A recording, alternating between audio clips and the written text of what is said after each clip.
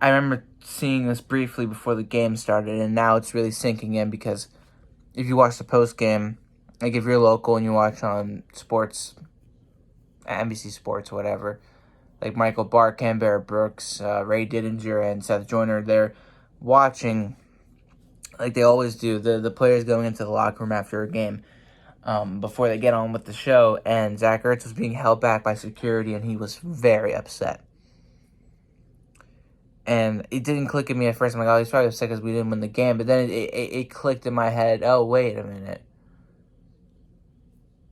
There were rumors right before the game that the Eagles were receiving trade or calls about Zach Ertz and Dallas Goedert regarding trades and interest in trading for them. And my response to this is what the actual fuck.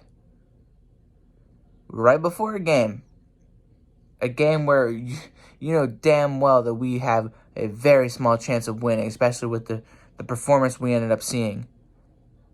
You're going to drop this right before this game and act like, oh, nothing's happening, Like, this right here, this is what we like to call manipulation.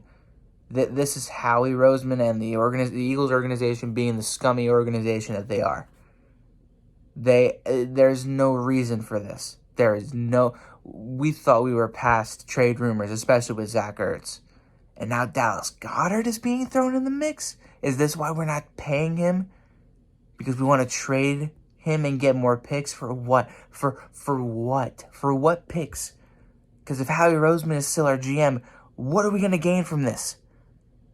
And this is why we're not going to succeed for a very long time or have any sort of success for a very long time, because we still have this weasel in the organization pulling the strings, doing this stupid stuff.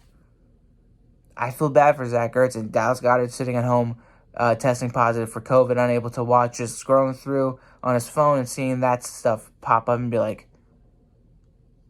what? Like, it makes no sense. It makes zero sense. It's unnecessary. And this is just the icing on the cake for me. I'm already frustrated enough. I've been frustrated for 5 weeks now. And this is just, there it is. That too. Let's just stir up some more unnecessary drama. People, like, my dad and I were talking about it. It's like he was 100% going into the locker room, going in and finding Howie Roseman to flame his ass, because there is no need for Zach Ertz or Dallas Goedert especially.